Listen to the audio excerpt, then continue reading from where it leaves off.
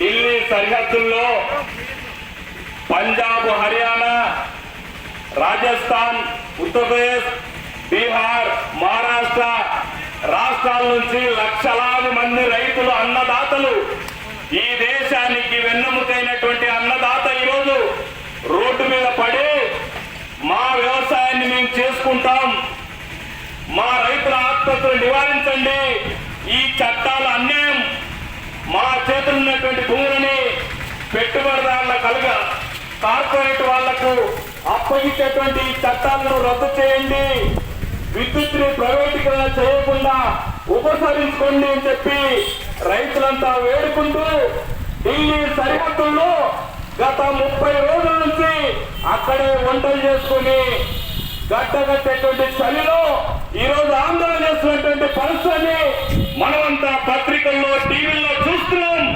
ఆ ఆందోళన సందర్భంగా ఇప్పటికే ఢిల్లీలో అన్నదాతలు, మనకు అన్నం పెట్టేటువంటి అన్నదాతలు ఈరోజు 33 మంది చనిపోయి ఈ దేశానికి గర్వకారంగా ఈ దేశ ప్రజల కోసం తమ ప్రాణాలు తెగించి పోరాడుతున్నటువంటి రైతులకు అండగా ఉండాల్సినటువంటి బాధ్యత మన దేశంలో ఉన్నటువంటి ప్రతి పౌరుడు, ప్రతి మహిళ అండగా ఉండాల్సినటువంటి బాధ్యత ఉందని చెప్పి మేము మనవి చేస్తున్నాం.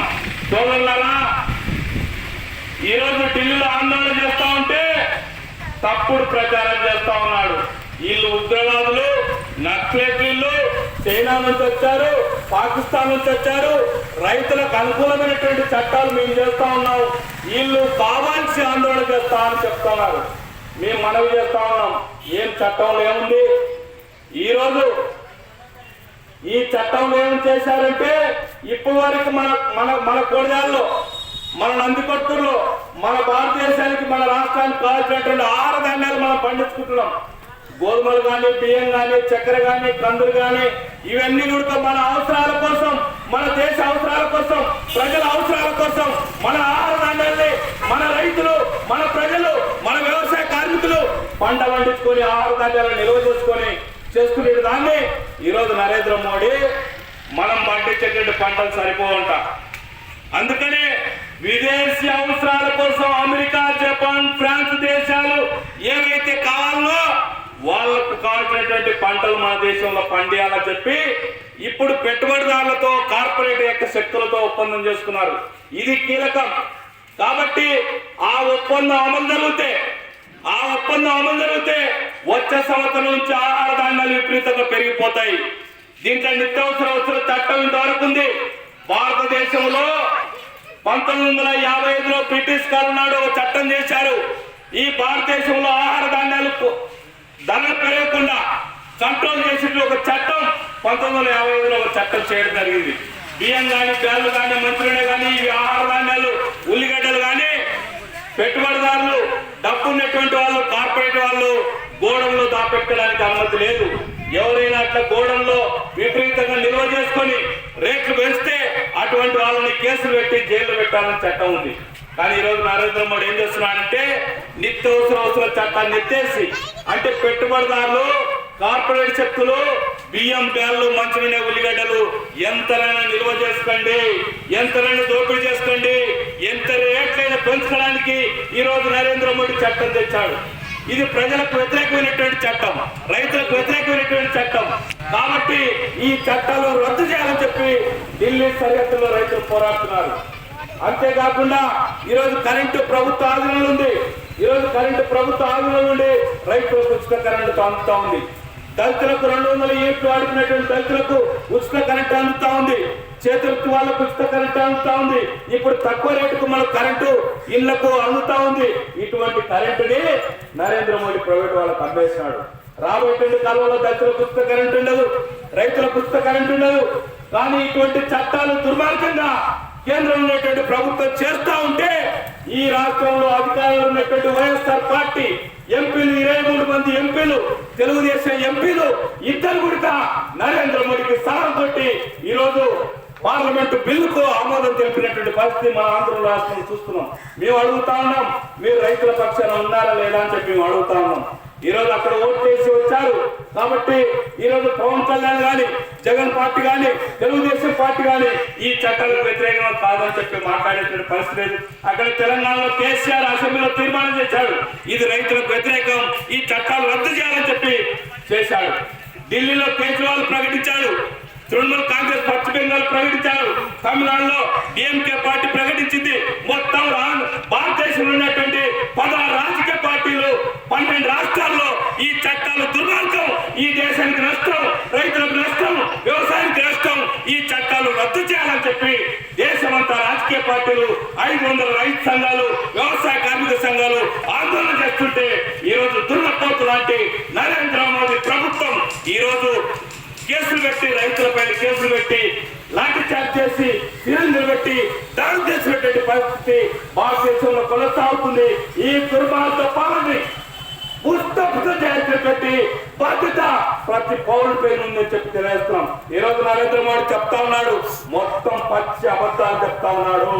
ఈ రోజు మీరు చూశారు, ఎన్నికల ముందు మీరంతా జీరో అకౌంట్ చేసుకోండి అమ్మా అని చెప్తే మనోళ్ళు కూడా పాపం నరేంద్ర మోడీ సన్యాసి ఈ అమ్ముకున్న చోటు ఈ రోజు ప్రధానమంత్రి అయినాడు, మన కోసం వచ్చినాడని చెప్పి చాలా మంది సంతోషించి దేశంలో మెజార్టీ అపరూపమైనటువంటి మెజార్టీ ఎంపీ గెలిచారు.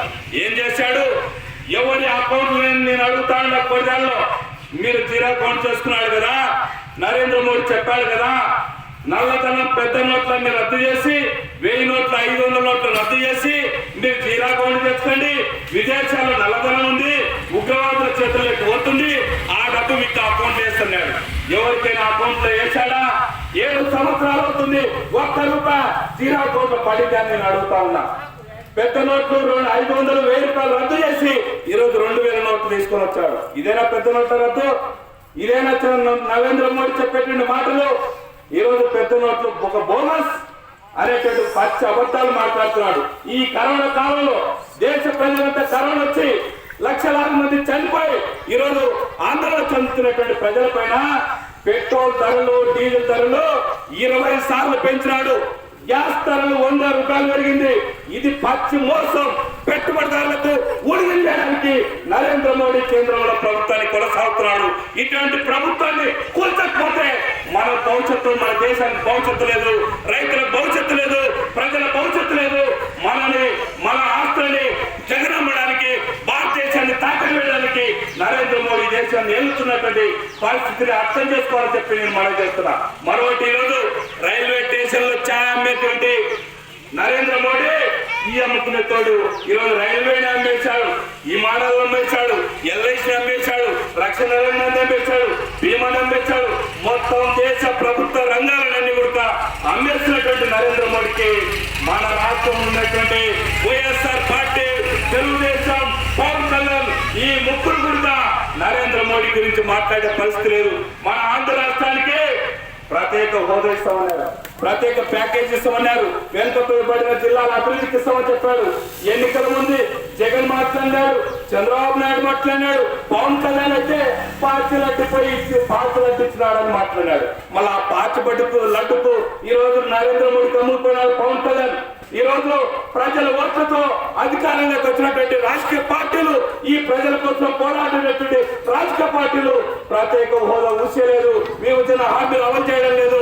Steel plant, Kadapa steel plant కానీ, విజయవాడ జోన్ కానీ, అమరావతికి నిధులు కానీ, పోలవరం ప్రాజెక్టు కానీ ఇటువంటి కేంద్రం 100 రూపాయల కూడా సాయం చేయకుండా ఈ రోజు ఈ రాష్ట్రంలో రాజకీయ పార్టీలు మాట్లాడేటువంటి దమ్ము ధైర్యం లేనటువంటి సందర్భంలో వామపక్షాలుగా ఎల్లతండగా ప్రజల తరఫున పోరాడాలని చెప్పి మేము ఈ రోజు గ్రామ కాలంలో తిరుగుతున్నాం, దేశవ్యాప్తంగా తిరుగుతున్నాం. ఆ రకంగా ప్రజలు ఆదరించండి. రేపు 28వ తేదీన రైతుల చర్చల సభ జరుగుతుంది నందికొట్కూరు పటేల్ సెంటర్ సాక్షిగా ఈ ప్రభుత్వాన్ని కోరికట్టాలని చెప్పి అనుకున్నాం. కాబట్టి కొంచెం పెద్దల సోదరులు, రాజకీయ పార్టీలు ఖచ్చితంగా మీరందరూ పాల్గొని మా ఉద్యమాన్ని, మా పోరాటాన్ని పాకిస్తాన్ కావాలా బలపరచాలని చెప్పి మీకందరికీ వామపక్షాల తరఫున కోటాల ప్రజలందరికీ పేరు పేరున ధన్యవాదాలు. సెలవు. సరే సోదరులారా, అనేక విషయాలు తెలియజేశారు.